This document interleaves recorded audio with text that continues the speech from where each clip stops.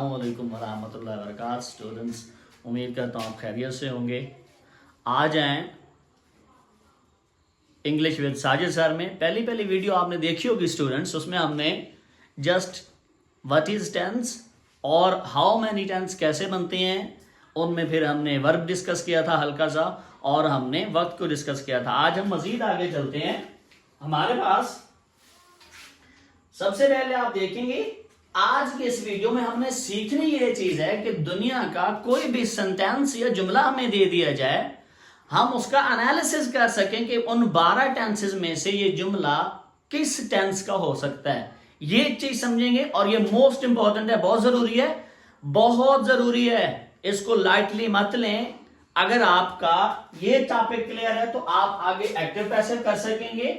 आप अगर 10वीं क्लास में है तो आप नरेशन हल कर सकेंगे।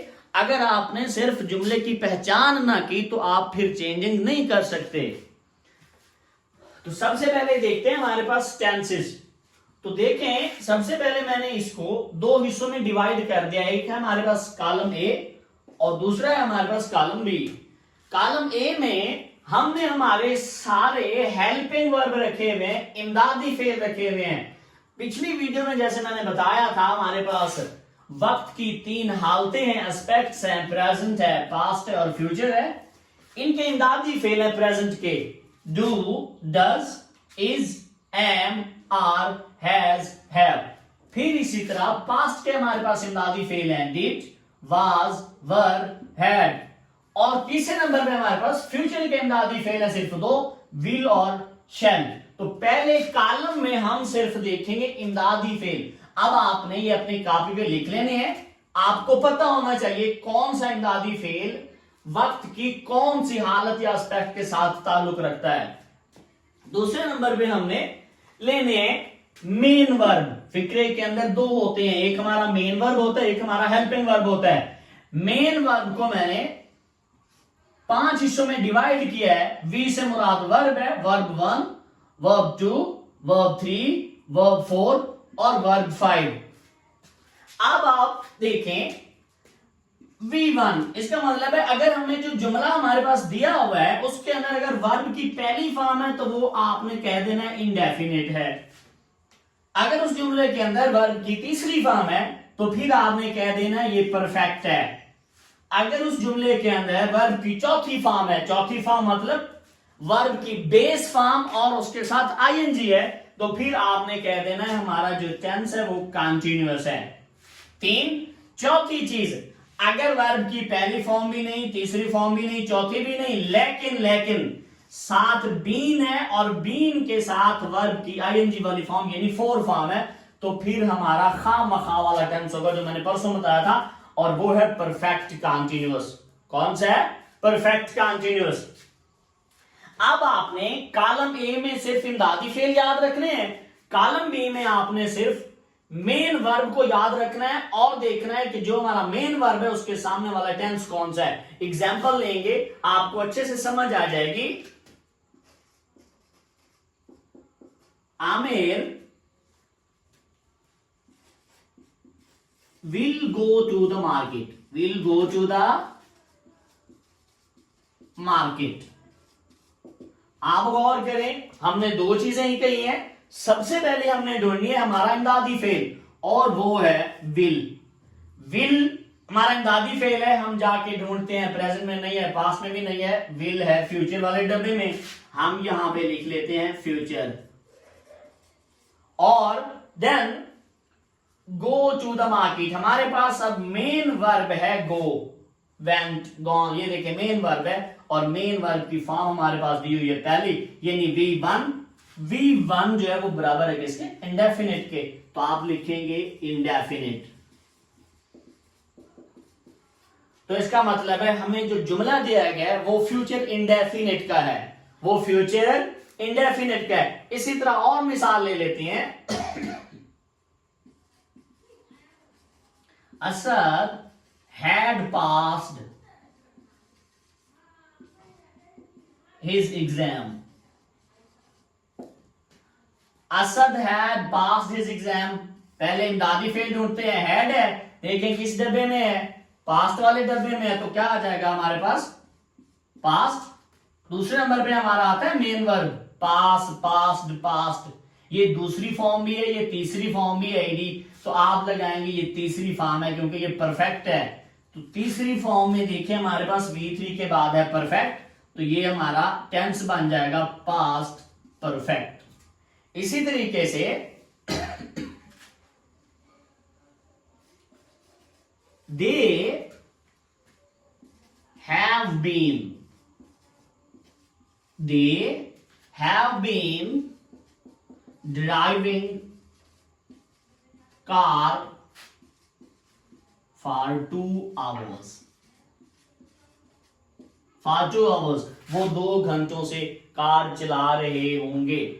दे, ये देखें हैव और उसके साथ क्या है बीन। तो हमने लिखा था अगर हमारे पास बीन भी हो और आईएनजी वाली फॉर्म भी हो, ये देखें आईएनजी वाली फॉर्म आ गई, ये हमारे पास बीन आ गया है। अब रह गया हमारा इमदादी फेल और वो है हैव।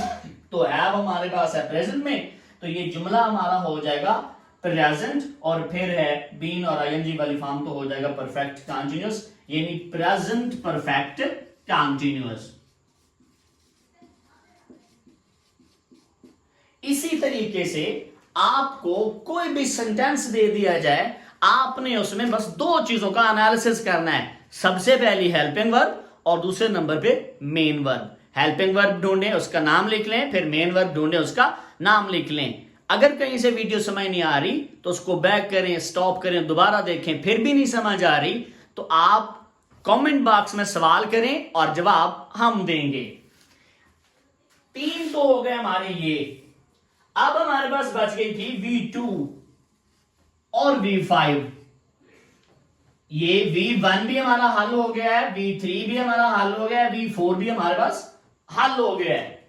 V2 और V5, तो V2 से मुराद सिंपल है, वर्ब की सेकंड फॉर्म है। याद रखें वर्ब की सेकंड फॉर्म हमेशा पास्ट इंडेफिनिट में इस्तेमाल होती है। पास्ट इंडेफिनिट, पास्ट इंडेफिनिट, लेकिन सिंपल सेंटेंस हो, पॉजिटिव जुमला हो। अगर आपका जुमला नेगेटिव होगा या सवालिया होगा तो फिर याद रखें उसमें डिड होगा। और जब पास्ट इंडेफिनिट में जुमला नेगेटिव हो या इंट्रोगेटिव हो, यानी सवालिया हो या मंफी हो, तो डिड आएगा। फिर डिड के साथ पास्ट इंडेफिनिट में आपने वर्ब की पहली फॉर्म लगानी है, वर्ब की दूसरी फॉर्म नहीं। आगे था हमारे पास V5, V5 भी हमने लिया हुआ है सिर्फ प्रेजेंट इंडेफिनिट के लिए। प्रेजेंट इंडेफिनिट में आपने गौर किया है सिर्फ हमारे पास सब्जेक्ट होता है, सब्जेक्ट के बाद वर्ब होता है, वर्ब के बाद ऑब्जेक्ट होता है, लेकिन इस वर्ब में हम एस या ई एस का इजाफा करते हैं। तो ये सारे ई एस वाले जो वर्ब हैं वो हमने V5 में लिखे हैं। अगर ई एस वाला वर्ब आ जाए तो आपका जो टेंस होगा वो होगा प्रेजेंट इंडेफिनिट। मिसाल के तौर पर ही ब्रोक्स द कप, तो जो ही आपने देखा ये ई एस वाला, इसमें कोई इमदादी फेल भी नहीं है, जस्ट आपने ई एस वाला वर्ब देखना है और आपने डायरेक्टली छान लेना है कि आपका जो टेंस है वो क्या है, प्रेजेंट इंडेफिनिट। 2 एग्जाम्पल मैं छोड़े जा रहा हूं, उनका आप कमेंट में आंसर करें और अगर कोई भी चीज समझ नहीं आई तो कमेंट बॉक्स में जरूर पूछें। He will win the race, he will win the race। इसमें आपने बताना है कि ये टेंस कौन सा है। मेथड आपको पता है, पहले इमदादी फेल ढूंढें, फिर मेन वर्ब ढूंढें और बना दें। दूसरी मिसाल है